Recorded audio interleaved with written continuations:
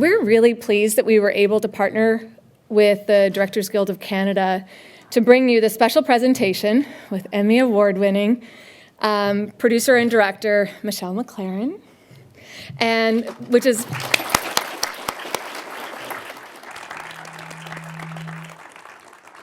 and it will be moderated here by director and executive producer Martin Wood. Welcome. We believe strongly that Vancouver is an amazing city for film and television, and this is supported when people like Michelle agree to come, even when it's raining. The Vancouver International Film Festival and the Forum are working hard to bring great talent and compelling and engaging masterclasses and presentations on subjects that are important to both local, national, and international community. Today's event is one of many, which we hope to do in the future, and we hope that you're going to enjoy it. For those of you who will be sharing points from our discussion today, please tag them with hashtag VIFFforum, VIFFforum, or at VIFFforum, and you'll see that it's coming up on our slide here. As I mentioned, today's event was created in partnership with the Directors Guild of Canada. Not only have they helped to put today's presentation together, but they're also hosting a reception afterwards so that we can continue the conversation and possibly get a little bit of networking and meeting up with friends that you haven't seen in a while. With that, I'd like to invite Tim Southam, the Chair of the Directors Guild of Canada, National Directors Division, to introduce today's guests. This is fantastic that the Directors Guild of Canada is collaborating with the Vancouver International Film Festival and hosting this the two very incredibly talented people sitting before you. In a way, it kind of tells us a little bit about where filmmaking is going. That we all work in film across all platforms and in various crafts, but we're all filmmakers. And in some sense, that's really what the Directors Guild of Canada is about. My name's Tim Southam. I represent directors across the country for our national organization. And to do that, we really have to represent feature filmmakers, TV directors, directors who work on the internet. And what we notice, of course, in Canada, in our small economy, is a lot of those people are the same person doing all those things. And in fact, they're leading us into all kinds of interesting new media as they try stuff. I know what that is. It's this phone. So Canada is an interesting place where we learn a lot about how to make things, each of us by doing all of it. And that may make us a little bit different as an organization from unions elsewhere. And the other thing that makes us really very different from unions representing directors and filmmakers elsewhere is that we're very conscious that were it not for our activities, our busy sort of advocacy work with various levels of government in this country for the last 50 years, none of us would be making film. And that includes foreign productions.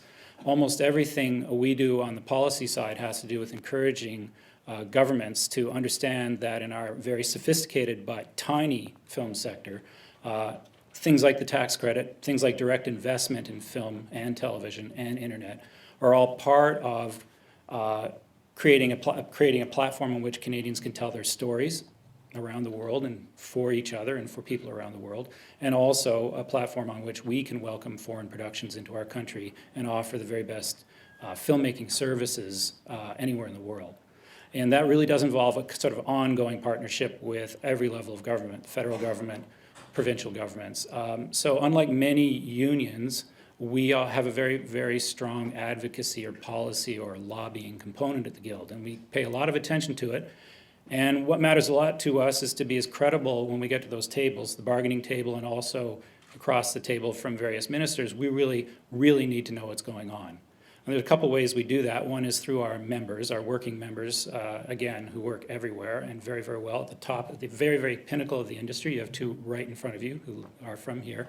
The other is, of course, working elected members, people who volunteer, like myself, to sort of be in this organization, but also have busy filmmaking careers. We try to take what we know from the floor and bring it into both our negotiating and our advocacy work on the public, in the public sector. And finally, of course, our district council chairs, elected, and business agents who are constantly visiting sets, finding out what's going on and bringing that information back to us. And I'd say in the very last instance, it's events like this where we get to pick the brains of the very best people working in our industry anywhere in the world, and they happen to be from here. So on that note, I think I should introduce them.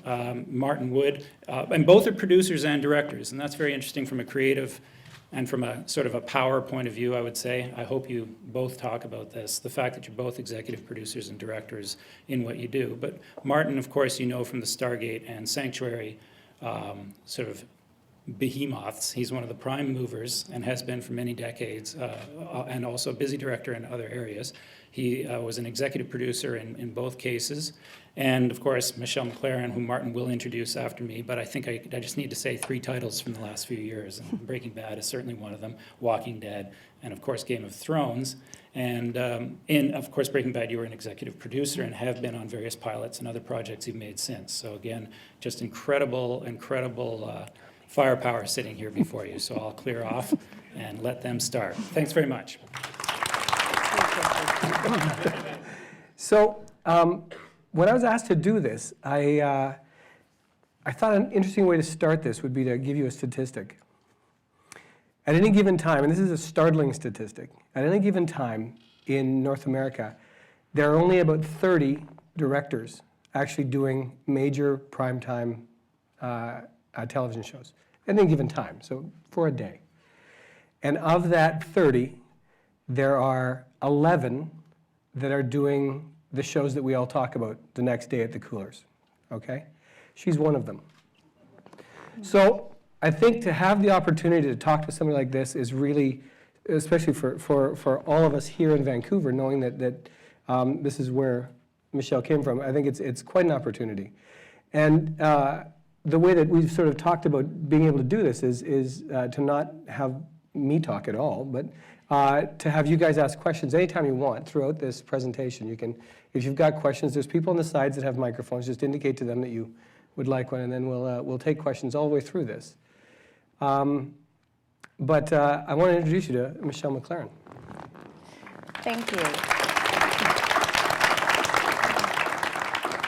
I'm really honored to be here today. It's very humbling, and it's a special honor sitting here with Martin, because Martin and I started in the industry together a very long time ago, and we both talked about becoming directors, and we had lunch today, and it was really fun to reminisce and realize we actually get to do what we love doing. And I especially love being in Vancouver because this is where I started in the business. There's lots of people in the audience that I've had the privilege of working with over the years, and we all started together, and it's really fun, and it's great. And I feel very fortunate. Thank you for that very nice introduction. I know how fortunate I am to get to work on these incredible shows, and there's a lot of people I have to thank for it. One of the main people is Vince Gilligan, who. When he asked me to do his odd little show, Breaking Bad, it changed my career, and I'm forever grateful to him for that. So let's start by talking about the road to get to Breaking Bad, Game of Thrones, Walking Dead.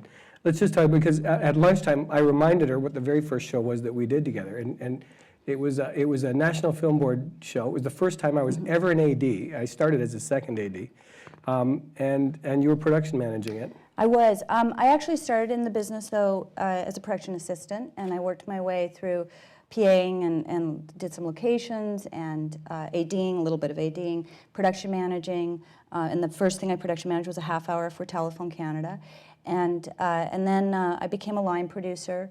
But I always wanted to direct, and while I was producing, and I moved down to Los Angeles, and I was producing a lot of television movies, I always had in the back of my mind I wanted to be a director. So I studied acting for 3 years because I wanted to understand what actors go through, and I took private classes through directors in Los Angeles. I took classes through the DGA, and when I actually knew I was going to get my break, I took a week-long intensive at the Rockport, Maine Film School, and but I kept producing. That's just kind of where the road led me, and I was producing on the X-Files, and my mom called me, who's in the audience today, and she said that my grandmother had passed away, and she found a letter in her stuff, and she said, "You need to read this letter right away."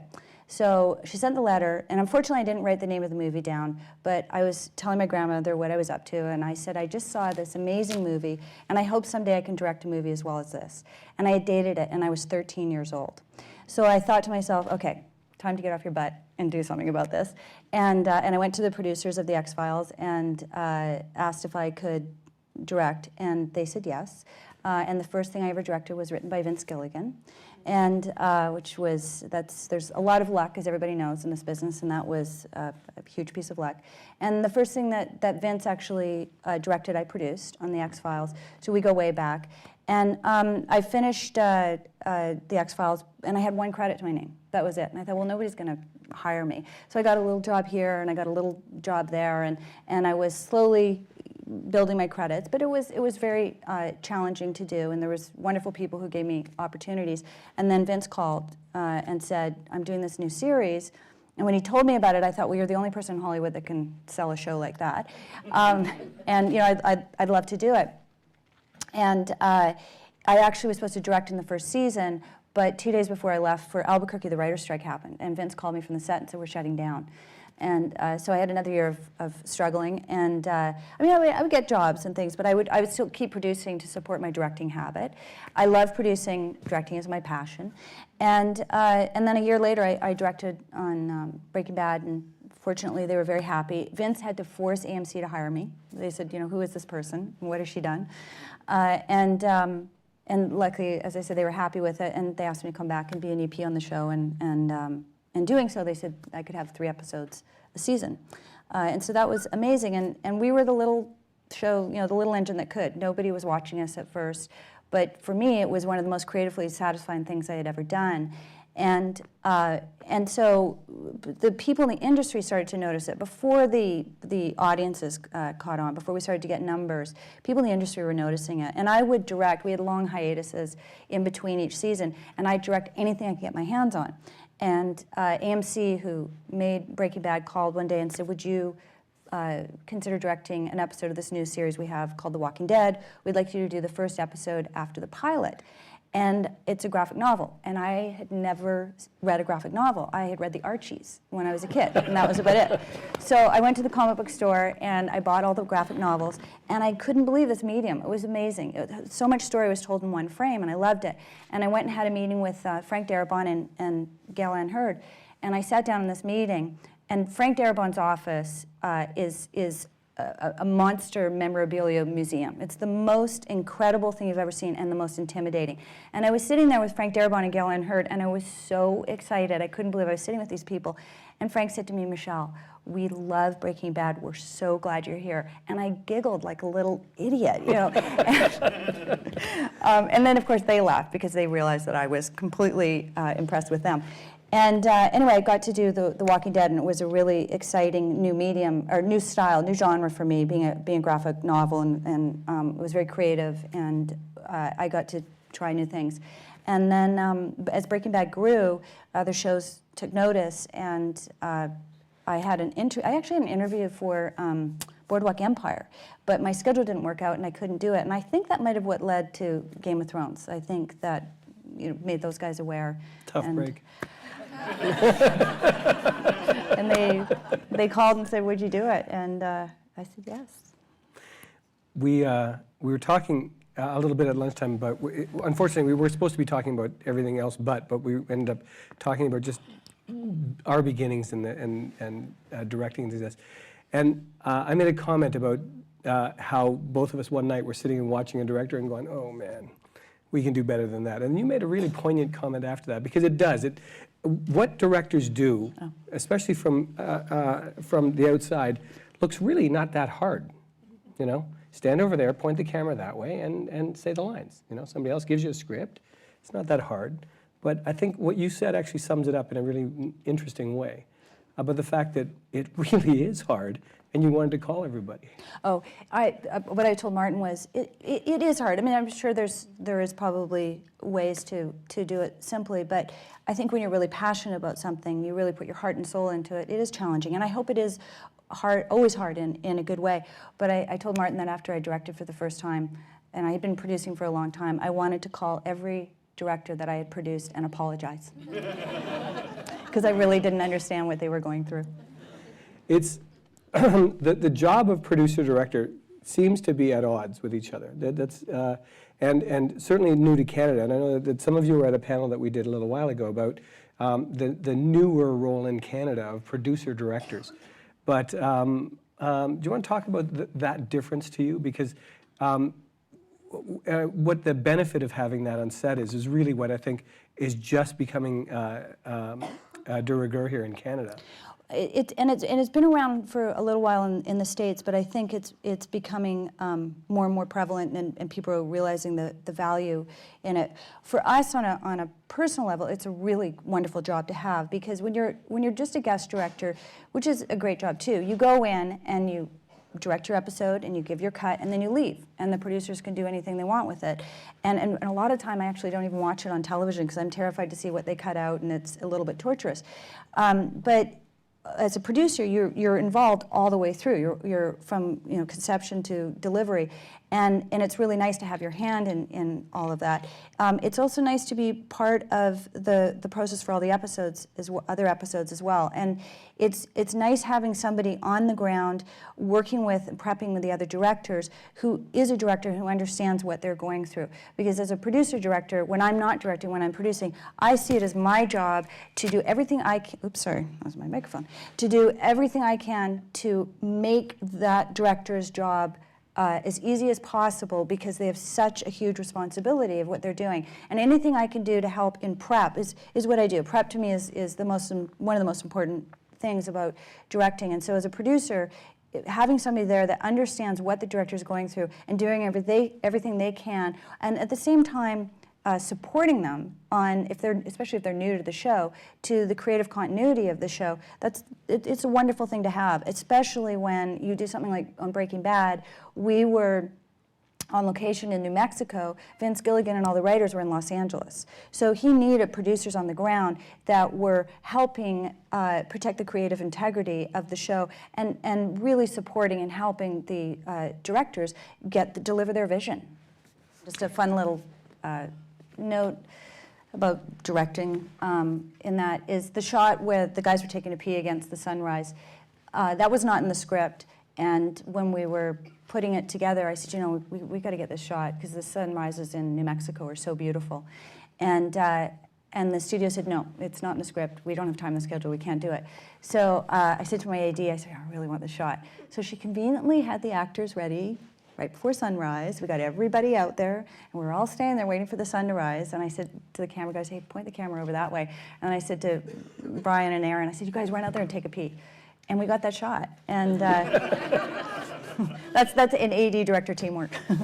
So that brings up a really good point about, and it's something I'd like to go through in a couple of these clips, is how much of that was in the script? How much of that sequence was the script, and how much of it was you being able to sit there and go, this is what I want to shoot? Well, I mean, we've shown you guys 2 montages so far, but when you're doing a montage, it's a lot of it, it's a combination. In this particular instance, it was just a couple of lines. I mean, it was, these guys are really starting to connect, they're starting to bond, and we're going to have a montage of them making meth. So I asked for the song ahead of time because I really wanted them, the camera and everybody, just to feel the beat of the song. And I played it all day long while we were shooting it. The crew was ready to kill me, but we all went home humming it. So that one, what I did was we also tried to be very authentic, as I learned the processes of making crystal meth. Not that the audience would necessarily know it, but it helps to make it realistic when you're watching it and when you're shooting it. So I had an on-tech advisor, and and we had worked a lot of it out ahead of time, but I needed to be reminded, and I couldn't remember all the chemical names, so I would refer to it as the gray goo phase or the yellow phase or whatever it is, but it was all actually technically accurate.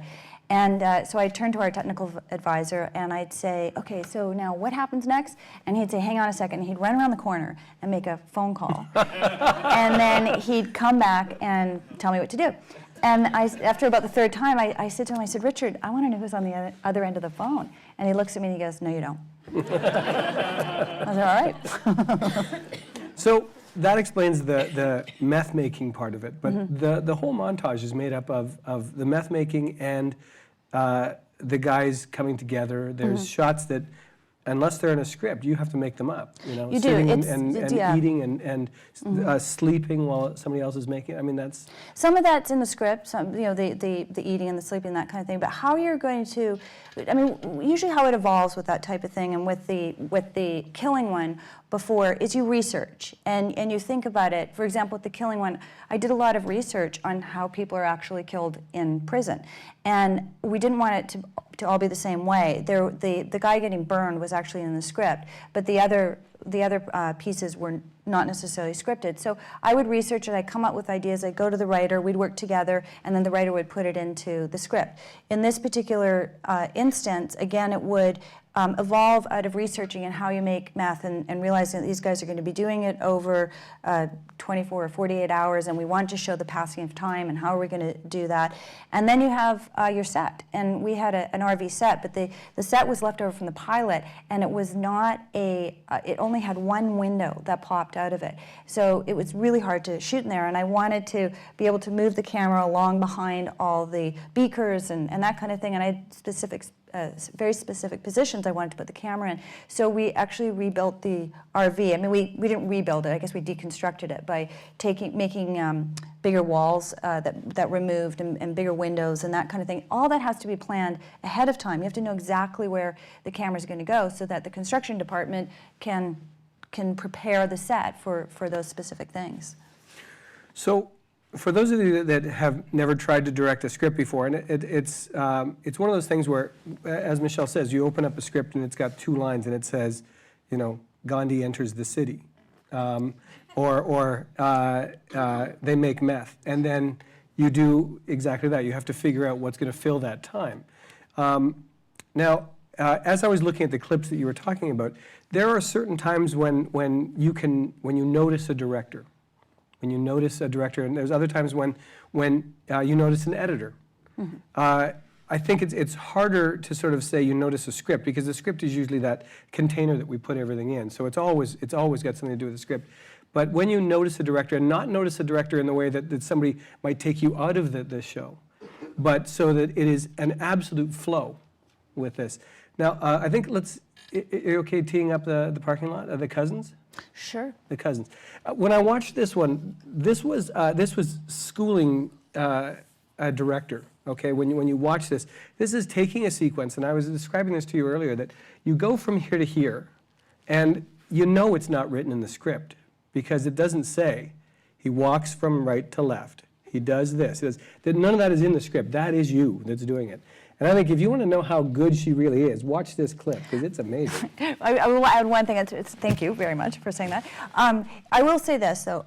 It does start, and I know you agree with this, with the script. And it starts with really good writing. And really good writing inspires us to take it to the next level. And Breaking Bad scripts were wonderfully detailed scripts. And when I read this particular script that you are going to see, I knew that I was reading a script that was absolutely amazing, and that's Tom Schnauz, who inspired me. I do nice dramatic kind scenes as well.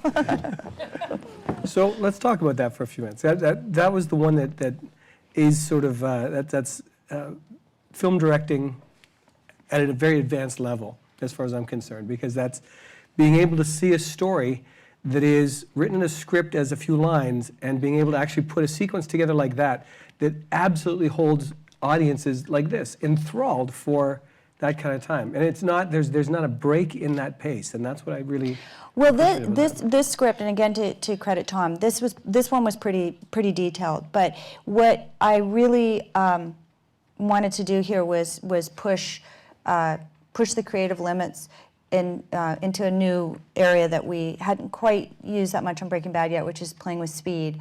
And we always shoot everything quite realistically. And of course, there's shots in here that are completely unrealistic. I mean, time doesn't slow down. But the idea is that when something like this happens, when you are feeling that type of tension, time can slow down. You know, it does feel that. It feels interminable. And that helps in creating the anticipation and the tension and the fear. And to accentuate with the sounds and, you know, the acts and the speed of the camera and everything was a really fun, challenging thing to do. But when I was doing it, I thought, oh my gosh, am I going too far? Are people going, if I cross that imaginary line, are people going to like this? Are they going to go, oh, Michelle, you went way too over the top? And it was really wonderful to, for all of us that were involved in it, to push ourselves creatively and then have the response that we got to it, which was people seemed to really enjoy watching it. And you lost your location the night before.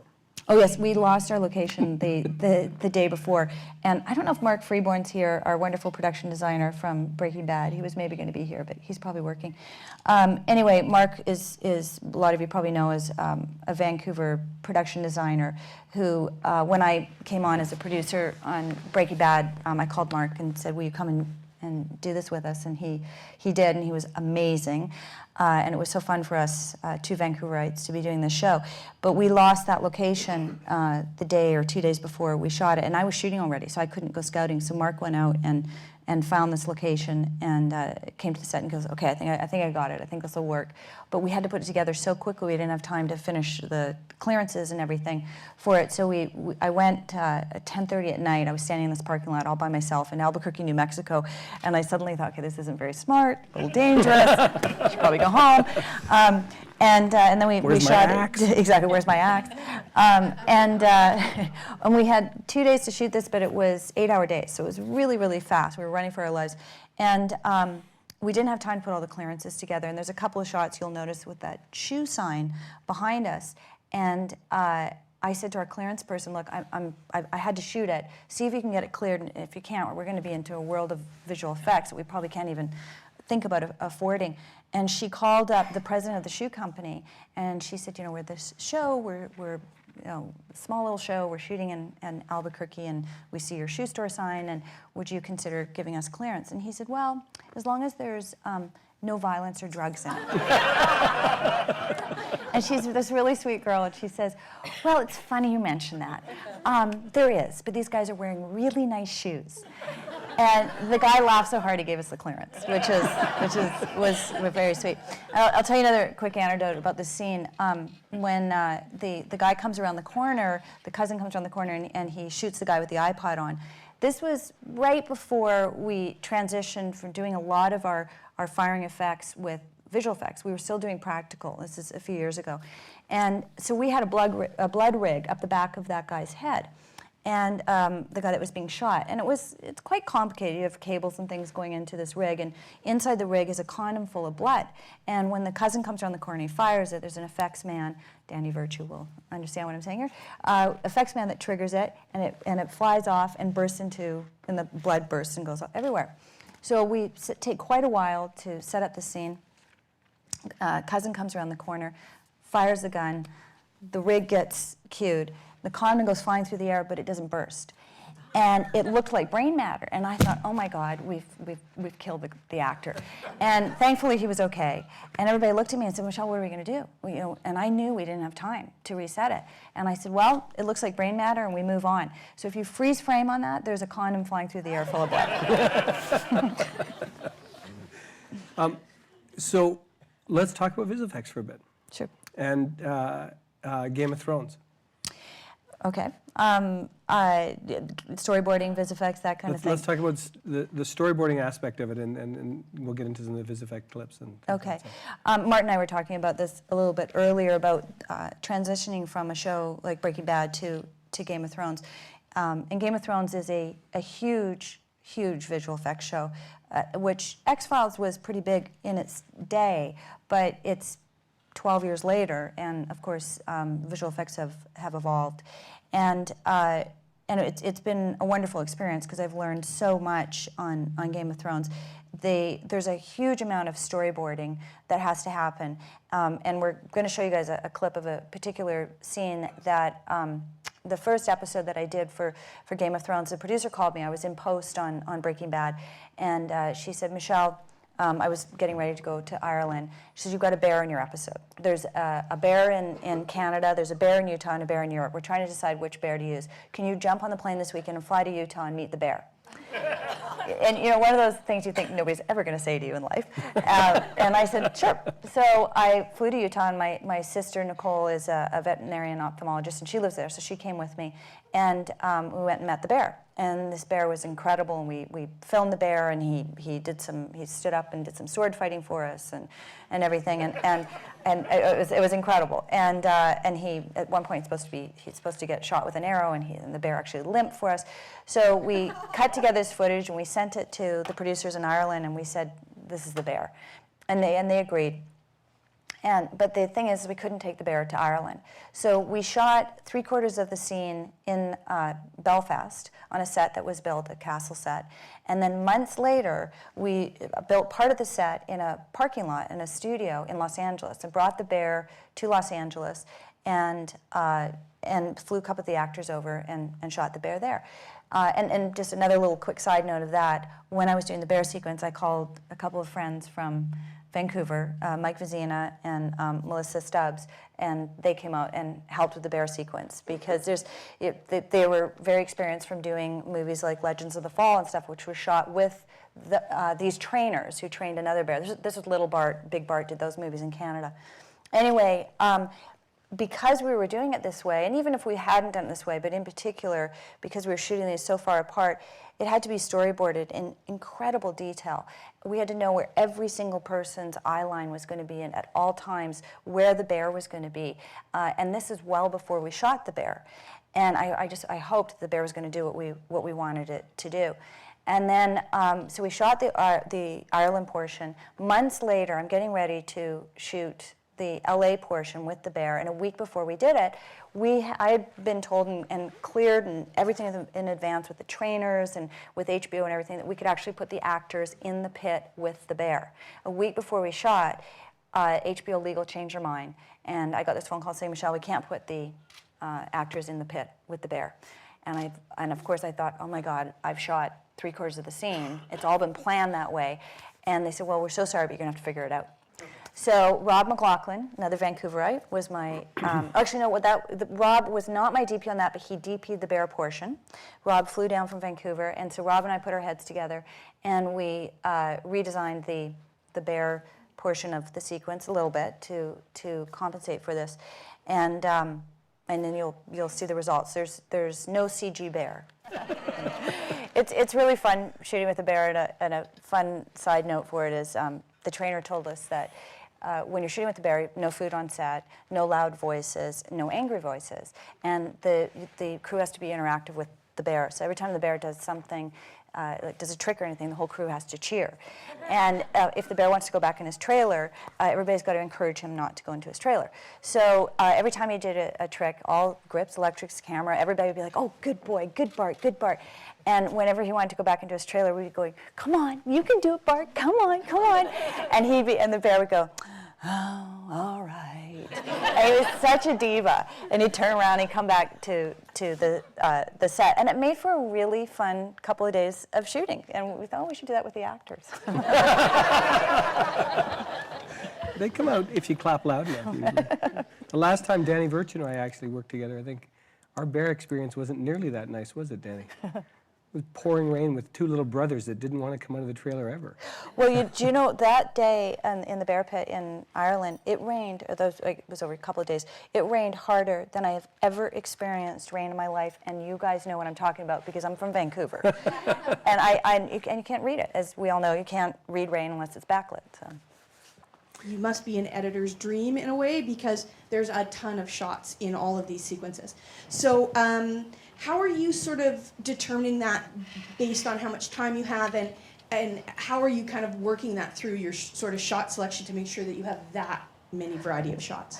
Well, as I was saying earlier, I really believe in prep, and I shot list everything out. And I go in with my pie in the sky shot list, which I'm prepared to throw out because everything changes on the day. But I feel that if you have your shot list prepared, then you know how you want to get into a scene, how you want to get out of the scene, you know whose point of view you want to be in, and you know the arc of the scene, what the story is that you're telling in that scene, and you know what your do or die shots are, what you've got to get in order for that scene to cut together. So I think it's important to be prepared, and I think it's also very important to be prepared to adjust on the day. You have to, because as you know, everything gets thrown at you and the rug gets pulled out from under you and all that kind of stuff, and you never have enough time. But there's those pieces that you have to make a sequence work. When you're doing an action sequence, to me it's always important to be telling a story. Action just for the sake of action doesn't drive the story forward, is not very entertaining and doesn't involve the audience enough. And I think that it's important to always be subjective in your storytelling, especially in action sequences, so that you really feel that you're part of it. That means a lot of pieces. It's like a mathematical problem, a mathematical equation. You have to make sure you're going to get all those pieces. So when you're shooting action, it may be a lot of shots, but you may not be shooting all those shots through the entire sequence. You know, they're pieces that you want. But you need those pieces, and so you have to adjust your day. There's a lot of, by the way, there's a lot of producers out there are laughing right now because they're going, yeah, right, Michelle. You push to try and get everything that you want. I mean, that's part of our job as a director, is to encourage everybody to get as much as you possibly can. But you have to be prepared to adjust. So I would say prep. Yes, go big. Go big. Yeah. And don't yell, because yelling never works. Exactly. That's we're talking about getting all your shots, and the day on Game of Thrones where you didn't think you were going to get everything. Well, when I first got Game of Thrones, I thought, this is great. I'm finally going to shoot all my shot lists. I'm going to get all the time I've ever wanted. And I've never made a $200 million feature, but I bet, after doing Game of Thrones, I can honestly say that if you're doing a $200 million feature, if you're doing a $2 million feature, you are running for your life. It's all relative, because I never got every shot that I wanted to get on Game of Thrones. I mean, occasionally we would, but it's a different animal of moving everything around. Yes, you get more time, and yes, you have more money, but on say an average Breaking Bad day, we might get 35 to 50 setups. On Game of Thrones, we get 14. Which is a feature pace, unless you're doing action, and you're going handheld or something, and then you might get at 60 or something like that. But it's a bigger animal. You're not moving 30 people around. You're moving 300 people around. You're moving horses, people in period costumes, that kind of thing. Excellent crews, really, really fantastic. But it's all relative, and you have to adjust. I mean, boy, my first day on that show, I threw out the shot list. I went in with 25, 30 setups, and you really average about 14 setups a day. And they shoot a very appealing format to me. They shoot 10 hours. It's like French hours. You shoot 10 hours with no break, but it's absolutely 10 hours. And so you have 16 days per episode, but only 10-hour days. So yes, it's more, but it's really not that much more when you average it out. But I love not losing the momentum in a day. I love not breaking That for hour lunch. after lunch, the Yeah. hour when you start, that kind of stuff. Yeah. And people have a life. They come to work at 8 o'clock in the morning, and they go home at 6 o'clock in the evening, and it's actually quite civil. Do you think in terms of 2 cameras, 3 cameras, 4 cameras? What do you think in terms of? I do. I always rely on at least 2 cameras. When I'm shooting action, I will have multiple cameras. It's up to the director really to ask for how many cameras that they're going to need for a particular sequence. It doesn't mean you're always going to get them. But if somebody really knows how to use multiple cameras, it will, as a lot of you guys know, will save you time. In television nowadays, I don't know any shows other than I've heard Boardwalk Empire, who shoots with 1 camera most of the time, and that's for lighting, and it shows. I mean, that show is beautifully lit. We plan everything for 2 cameras. I don't know how you make the schedules that we have without planning with 2 cameras. I've worked on a lot of shows where we'll often have 3 cameras. And there'll be some sequences, an action sequence or something, that you have to have multiple cameras. When we shot the bear sequence, the bear portion of it, we had 3 cameras. We had a camera that was always on a Titan crane that could be over top and get right down in there close to the bear. We had a camera on a dolly. And then we had a handheld camera because the bear trainer's son was a cameraman, and he came in with handheld, and he could get right up to the bear. We always had all 3 cameras running, and that's actually one of the things that's wonderful about HD, is that you don't have to worry quite so much about the amount of footage that you're shooting. And of course, post would kill me for saying that. Crawford, you know what I'm talking about. But film, we shot Breaking Bad on film. And it was always interesting for me to adjust, because I would be doing Breaking Bad for 6 months, and then on hiatus I'd go shoot HD. And I would always have that little bit of transition time where when I went from shooting Breaking Bad to HD, I was cutting the camera more often because you have to do that with film. And finally an operator or somebody would say, Michelle, just run in, don't cut. And I'd be like, oh yeah, right, we're shooting HD. Well then, when I went back to film, I would make the reverse mistake. It wasn't so popular. For those of you, just a quick explanation for those of you that may not have familiarity with multiple cameras and things like that. When you're shooting with two cameras, you're almost always doing sort of your one camera doing a wider version of the tighter shot that you're doing. It helps because that means that you don't have to do that setup again. So you set up your lights, you shoot this direction with two cameras, and now we're done shooting that coverage and we turn around this way and do it. Now when you've got 50 people in a room and things like that, doing it with two cameras is difficult. So you start throwing more cameras at it. But again, it exponentially increases the amount of work that the director does, because now you're not just looking at, do you sit under the camera? Do you sit? Where do you sit? I do. It depends when we're shooting. I like to be very close to the cameras. If we have multiple cameras, I'll have little monitors right on set with me, because often especially with the way HD is and everything today, we have what we call a video village, and it's a little ways away from the set, and you can see all the cameras, but it puts you, I think, too far away from the actors. Mm-hmm. So I have little monitors that I take with me, and so I can get right up on the set. Depending on it is what we're shooting. When we're shooting big explosions, I'm back there at the at Video Village. So it's nice to be able to have that proximity. Sometimes you have to choose which camera that you're going to focus on, what's the most important camera. It's amazing when you are shooting multiple cameras and you're trying to see everything. And so sometimes what I'll do is I'll ask the first AD to watch one frame, the director of photography to watch another, the script supervisor to watch a fourth camera, and tell them exactly what I'm looking for to make sure that we're capturing the moment in that camera that we need to tell the story. And the ability to be able to play back now is something you didn't used to have on set. That's true. And I think probably because I came up from the days where we didn't use playback, I rarely use playback. I think it's very time consuming. I'm standing there, I've seen it. I don't need to play it back and have a committee vote on whether it worked or not. But at the same time, when you do need it, it's great. Did we see that moment? Did we actually get it? Or for matching purposes. And on Game of Thrones, we use playback actually quite a bit because it's so massive and there's so many people that you do need to check and see if you got certain things. No, I loved shooting that scene. It was in Morocco, and it was one of those moments where, as a director, it's really fun. I was standing on the hilltop, and there was 300 extras in period costume, and I'm in Morocco, and I thought, oh my gosh, somebody pinch me. But it was a very challenging scene in that we actually lost our location because of they were predicting a flash flood, and we were in a flat area, which was really beautiful. And the producers called. I was still in Ireland and said, "Michelle, we got to change the location." So I flew into this place and we looked at it, and my cinematographer and AD and I we looked around and we said, this is going to be better, I think, because of the levels and that kind of stuff. But it took a while to figure it out. And we were supposed to make the soldiers look like it was 8,000. People, and I think the levels and everything actually played into that.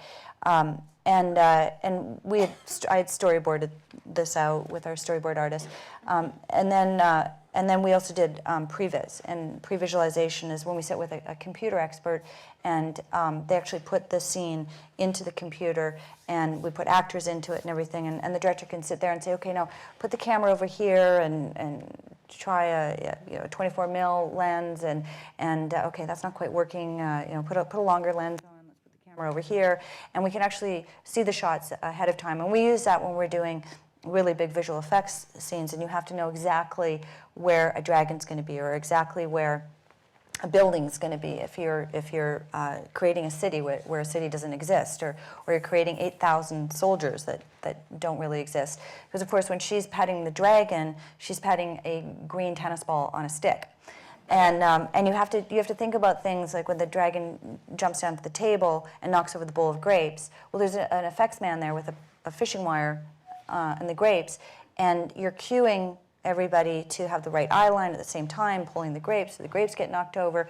There's actually a gust of wind that the effects guys are creating for the wings of the dragon. So there's always these elements that come into it, and everybody needs to know very specifically ahead of time what it is exactly they're going to be shooting and where everybody is. The actress that's looking to the dragon, all the actors that are looking to the dragon to make sure that their eye lines are right, where, especially when the dragons are flying away, what's the direction they're going to fly in. All these details have to be worked out ahead of time.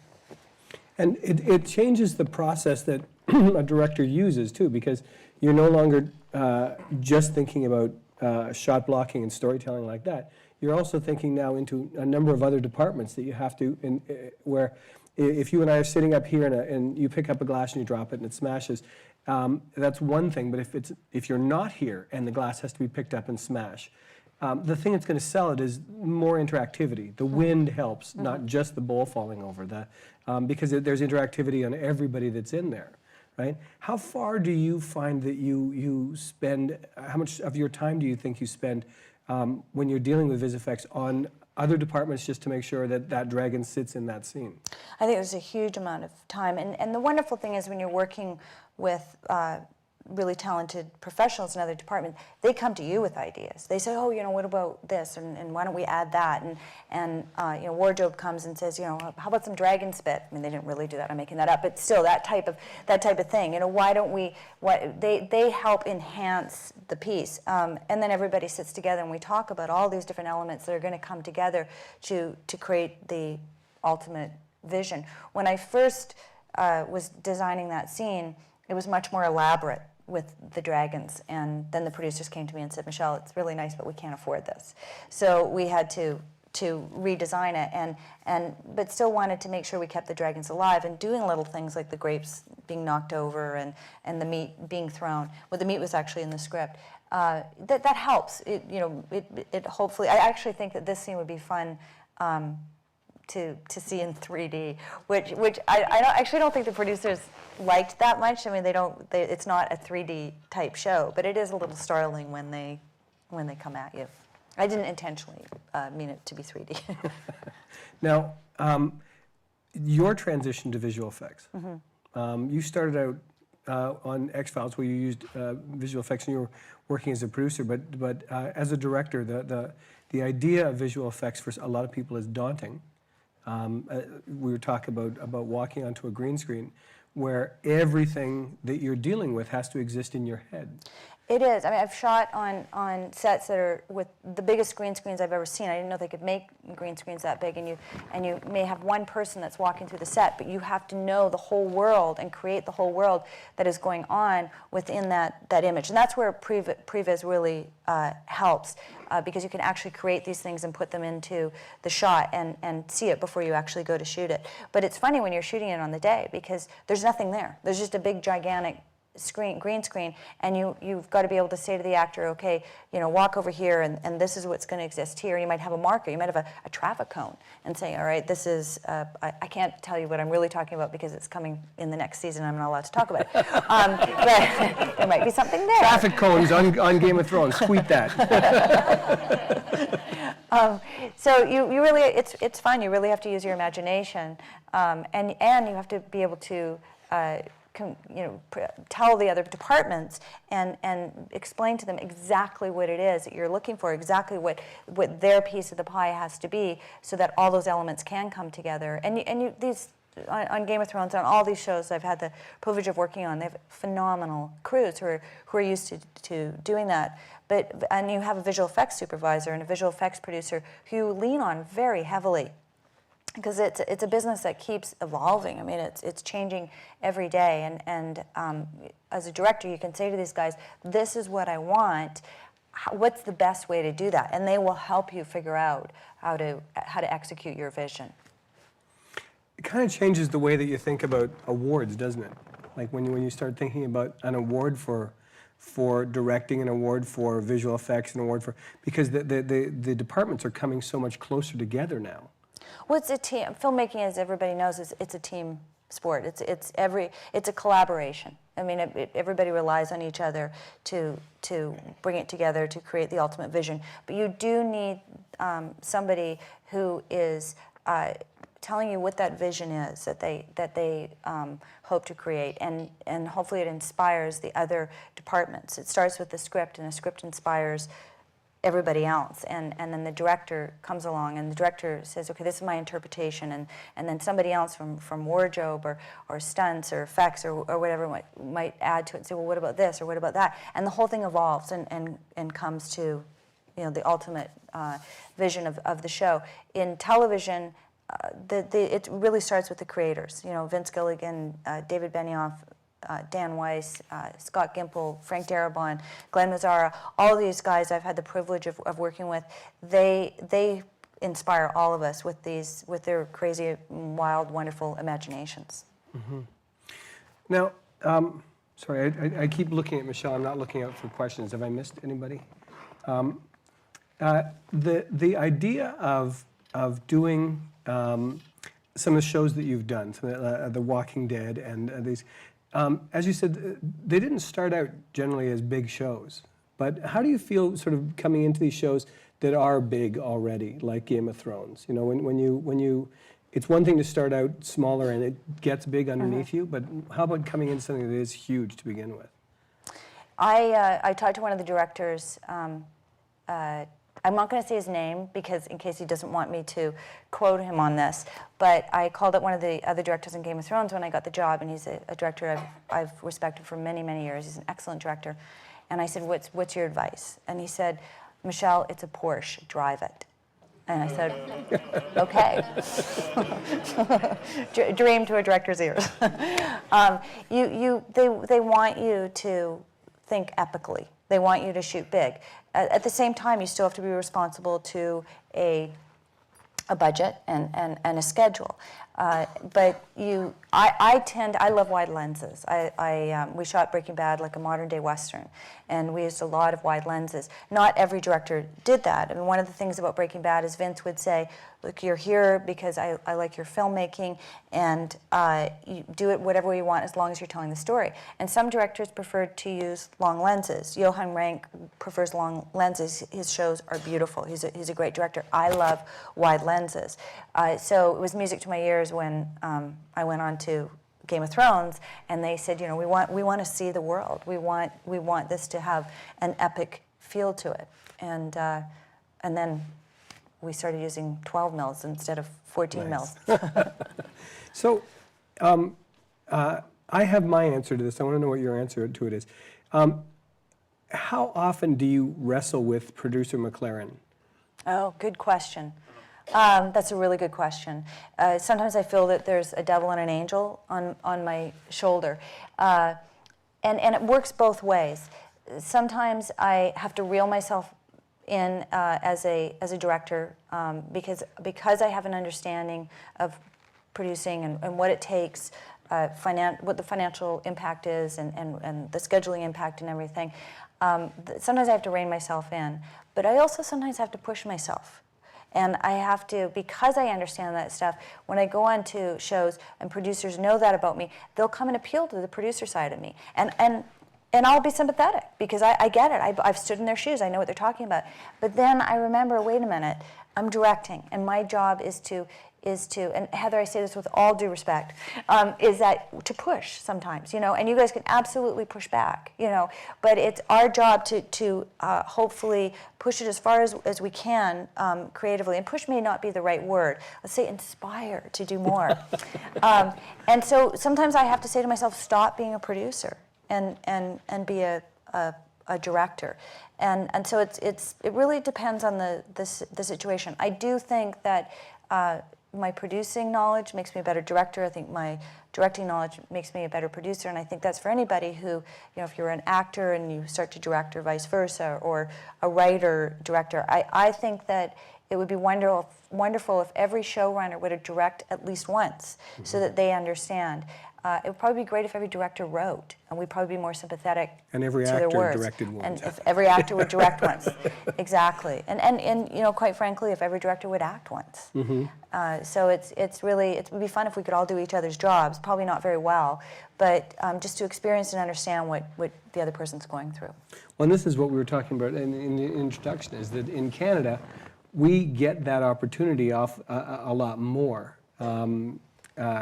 I know that when we started out in this industry, it was easier then because there wasn't, grievance for you picking up a Right. camera and that kind of stuff. But the idea of understanding all those elements is going to make you a better director or a better producer, It's true, and it's our responsibility, I think, to understand these. And starting out in the industry in Vancouver was amazing because back then when we were all starting out, the industry was growing really fast, and we grew with it. And we all had to do 10 different jobs at once. We were all learning it on the job, and we were figuring it out. And I remember I got a very big break at a very young age, and I was production managing a television series that Martin and I worked on called Booker. It was a spin-off from 21 Jump Street. And I got this amazing job. I was really, really young and not very experienced. And I don't know if Nathaniel, you'll probably remember Dolly Mike, but there's a wonderful Dolly grip named Mike. And Mike grabbed me and took me in the back of the grip truck, and he started pointing to the equipment. He said, "What's this? What's this? What's this?" And I didn't know. And he looked at me and he said, "You're the production manager. You should know." And 4 months later, Mike took me in the back of the truck and he said, "What's this? What's this? What's this?" And I knew it all. And I'm really grateful to Mike for teaching me that lesson because he was right. I was in that position of responsibility, and I didn't know what it was that I was negotiating on. Tracy Jeffries is an amazing producer who's sitting up there. You know Dolly Mike, and you get that, right? And it's our responsibility. We should know these things if we're going to be speaking on behalf of people or negotiating or whatever. But that's the type of lessons that we got to learn in Vancouver at a time when the industry was really booming very quickly. I mean, it still is booming, but that was in the younger years. Boy, I'm sounding really old. I'm not that old, but She was younger than me when we started. I remember one time on the show we worked on was Booker, and we had a first AD that was a little bit on the edge of control, and I remember walking into set once with Michelle, and we were just talking about schedule or a call sheet or something like this, and I heard the first AD yelling, but I couldn't hear him on my radio, and he's screaming into what he thought was his radio, but he has on the wrong channel. And I run in, and Michelle's behind me, and she says, "Stop him from yelling." And I'm going, "David, you're not on the right channel, you're not on the right channel." And just as we round the corner, he takes and he pulls the headset off of his walkie, and he throws the walkie. And I remember going after it and diving and grabbing it and smashing on the ground. And I have the walkie in my hand, I went like this, and she goes, "Don't hurt yourself." Instead of, "You caught the radio," you said, "Don't hurt yourself." oh, that's good. That's nice. Those radios were $1,200, if you guys remember, okay? And we all know that from when we lost a radio. That's right. And as an AD, Yeah. don't want to lose a radio. So, executive producing, and how much different that is for you, because then you are now, you are part of the creative team in a much bigger way. So let's talk about executive producing for a while. Well, being an executive producer or being any type of producer on a show is, it's wonderful because you get to be involved from conception to delivery. And being around on Breaking Bad while the writers were still in the room was great because they would actually write for a long time before we actually went into production. And I'd be around for a lot of that. I would get to sit into the room sometimes. They'd pull me in and ask me questions of things we're going to do. And you have a huge amount of influence being on the ground in where you're shooting it on location. You have a huge amount of responsibility too. I mean, we're there to protect the creative integrity of the show, to help Vince deliver his vision. You have a lot of, you have to do a lot with the network and the studio. And when you have financial problems, you're the person that they call. When I first came on to Breaking Bad, nobody had heard of us. We were a very small show, but the show was growing. It was growing fast, and we were getting unbelievable pressure from the studio financially. And it was really challenging. And as an executive producer, they're turning to you, and they're saying, you control the writer. You go talk to the writer. Well, I think part of my job is to help the showrunner be a responsible producer as well as I say, protect the integrity of the show. That's really challenging. I'm not going to go to Vince Gilligan and say to him, you can't do this. But I might go to him and say, this is really expensive. Instead of this, what about X, Y, and Z. And if he says, no, that's not good enough, we got to come up with something else, then we got to come up with another idea, something that is going to work and will, protect the integrity of the show, but is financially responsible. And Vince would change stuff. He would absolutely, there's some wonderful creative moments in Breaking Bad that came out of the fact that we didn't have enough money to shoot what was originally written. And that's, that in a way it's a blessing in disguise, but that's also producing. And you have to help showrunners be responsible producers as well as being creative. And when you become an executive producer, you're sharing in that responsibility. You have to answer to the network and the studio, and it can be hard sometimes, especially when you're directing. And that's the other thing too, and I don't know if you find this, Martin, but when you're a director who has the producer title, people feel that things that you say are gospel. They have to do it. And you have to be careful because you can get yourself into trouble. I could walk into this room and go, oh, this is a great theater. Boy, it'd be really nice if the walls were red. That'd be cool. And I come in the next day and the walls are red. And I didn't say paint the walls. Yeah. Oh, we spent $5,000 painting the walls. But wait a minute. So you have to realize that you have an added amount of responsibility, and you have to be really clear, and you have to decide where you're going to spend the money, what are the priorities, what is right, because you do have more say in the overall look and feel of the show. And I think the other thing to understand too is that if you built a director and they were this tall, and you build a director-producer and they're this tall, and you build an executive producer director that sort of encompasses the stage, because they have to hold all the shows in their head. They have to hold the responsibility is to make sure that not only does this work for the budget, does this work, but creatively down the line, because you know what's coming, because you know sort of the arc that you're going to take, you have a much bigger responsibility as an executive producer on something like that. You do, but you have a team. I mean, there's on Breaking Bad, I had two wonderful producers that I worked with, Melissa Bernstein and Stu Lyons. Stu Lyons was our line producer, and Melissa Bernstein was a co-EP. And Melissa and I worked really closely together. All three of us worked closely together because I needed a representative when I was directing. Somebody had to be prepping with the directors and communicating with me. And Melissa was amazing at doing that. And the three of us were a team. And it's not, just because you have the title doesn't necessarily mean you're carrying the ball all by yourself by any means. And then we had writers, which as I was saying before, our scripts were so incredibly detailed. And all our writers were producers as well. And they would be on set with us while we were shooting the show. So there was really an incredible team. But you're right, you have to be aware of every aspect, whether it's the writing or the post or the shooting or whatever it is, because it's all, together creates it's the overall product. Mm-hmm. Are you holding off so that you can direct a pilot or a feature or something that's your own, or is there a good chance you'll be directing one of Vince Gilligan's new episodes on his new show?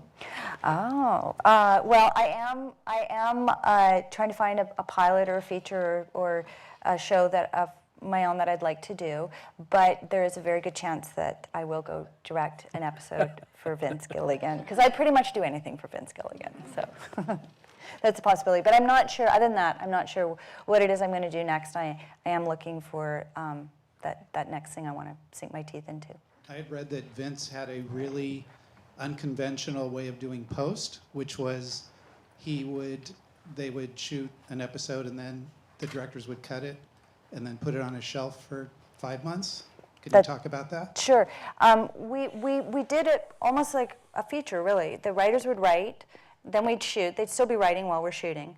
And we would post the first 2 or 3 episodes for publicity reasons.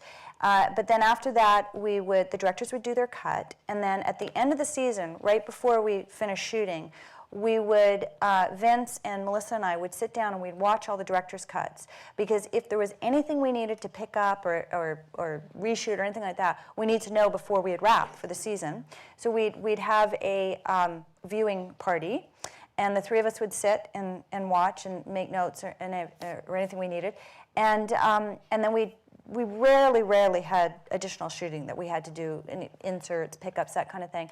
And then we'd go into post after we finished production, and we would post the remaining episodes. It was a wonderful way to make a show. It's more expensive to make a show like that, and it's the luxury of only doing 13 episodes as opposed to a network show that might do 22 or 24 episodes. So not everybody can do it, but if you can do it that way, it's wonderful. Game of Thrones pretty much does the same thing. The directors do their cut, and then you try to get the creators to watch it before the whole thing's finished, in case there's anything that has to be reshot or picked up or anything. And I on occasion, if I'm concerned about anything, I'll ask the executive producer, Vince or David or Dan, whoever it is, I'll ask them to look at something. I'll say, look, I'm a little concerned about this. Could you watch it? Do you think we need this shot or that shot? Because I know that once we finish production, the ship sailed. We can't, it's too expensive to put everything together to go pick it up. It's really hard when, after you've done the director's cut, to sit in an editing room, because I was in the editing room the whole time with Vince in post, with all the episodes. When it's your own episode and you have to cut it down for time, that can be very challenging.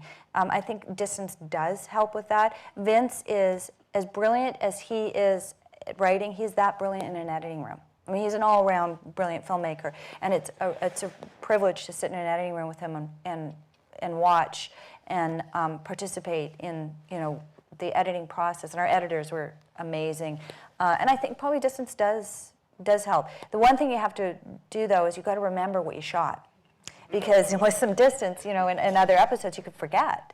And then you have, of course, the thing where you go, I'm pretty sure that I shot this shot, and you search and search and search for it, and you go, no, that was in my brain that I shot it. We ran out of time, it doesn't exist. So there's pluses and minuses. And it would also give you the ability to be able to stay engaged in the shooting that's going on.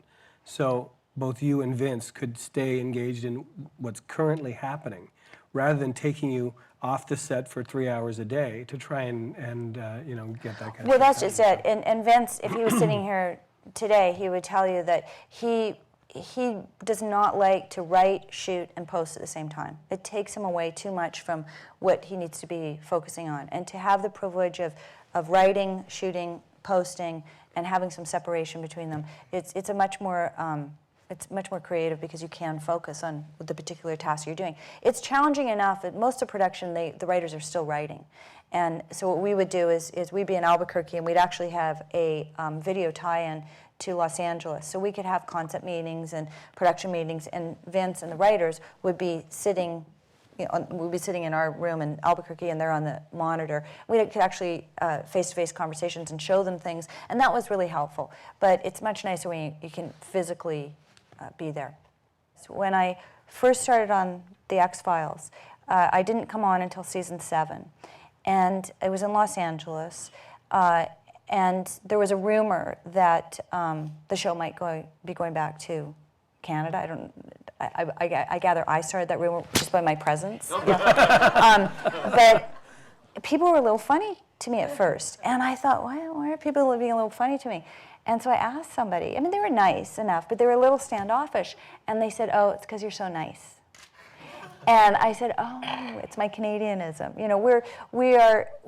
It took them a while to realize that that first of all, that we weren't going back to Canada with the show, which I think was probably part of the reason.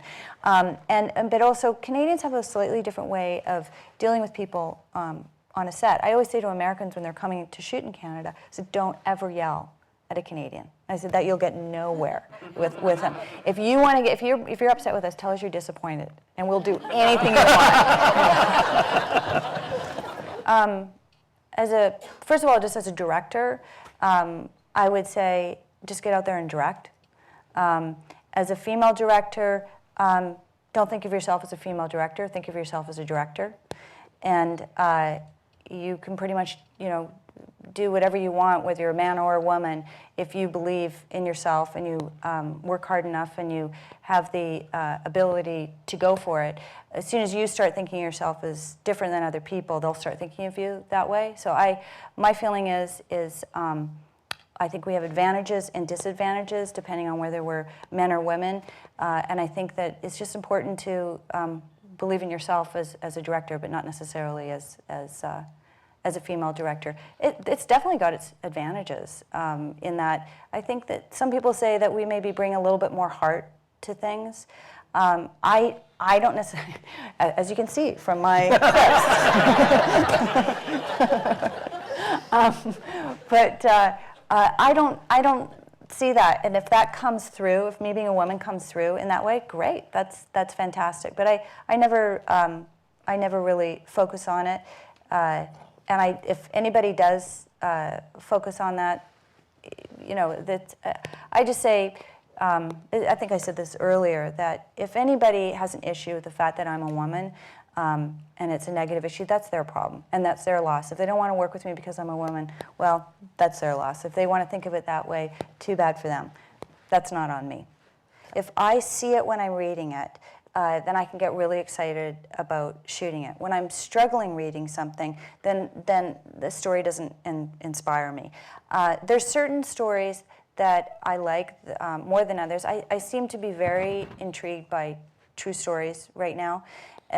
I love going to see a romantic comedy. I don't really want to shoot it. It's not really my sensibility. I think I get excited by stories that suck me in and take me on a journey. I love stories about people that wake up one day and their whole life's turned upside down, and how are they going to deal with it? Or somebody is perceived to be one thing and they turn around to be something else. So anything that's got a good characters that take you on a journey, evoke some type of emotion. Basically, I'm describing the perfect script, which rarely exists unless you get something from Vince Gilligan. There's 3 of them in here somewhere. So. Exactly. Exactly. So it really depends. I love reading things about anything that's in Africa. I would love to do. I've traveled a lot in Africa. I love Africa. I dream about making a movie in Africa, as long as it's a good story. Sometimes it was picked ahead of time, and sometimes it was picked after the fact. I always try to have it selected ahead of time, because then, especially when you're doing a montage, you can get the feeling of the speed of the shots and the actors and that kind of thing, but it doesn't always happen that way. In the 4 Days Out montage, that song was picked ahead of time. That's when they were doing the montage in the RV. And Crystal Blue Persuasion, we didn't show that one. Crystal Blue Persuasion, maybe we can end with that if you want. Yeah. But Crystal Blue Persuasion was definitely selected ahead of time. And that was a monumental undertaking. My first shot list had 100 shots in it, and we got it down to 79 shots, which not all ended up in the piece. But you really had to know the song ahead of time to figure that out. But there's some, if you had seen the episodes when Jesse was having the parties at his house, we didn't always know the music ahead of time. So we'd pick a piece to use to set the pace, and we knew we were going to eventually pick a song that had that same beat, but it may not necessarily be that song. Sometimes you couldn't get a song cleared in time, or more often than not, we'd pick a song that was $50,000 and we couldn't afford it. So we'd find something that was close to it, but we shot something that was to the beat of that $50,000 song. We have used up all the time we are allotted for this, and I'd like to thank the DGC for putting this together, because this is amazing to be able to sit and talk to you for an hour and a half. Well, I want to thank the DGC and Fran and the Vancouver Film Festival and everybody. It's really fun for me. And Martin, thank you. Thank you for who knew when we were 2 little kids, trying to make a TV show years ago, that we'd be sitting here today. And it's wonderful to be in Vancouver. And I want to thank my sister Monique. Oh, she left. Okay. And that entertaining. Who was my assistant way back and became a production coordinator, is now married to a wonderful local producer, Scott Graham. And my mom, Cheryl, who's a wonderful writer, who came out today and has inspired me to believe in myself and to go after my dreams. And to everybody, there's so many people in the audience right now that I've worked with in the business, and just it's really fun to see everyone, and thank you for having me. It's an honor.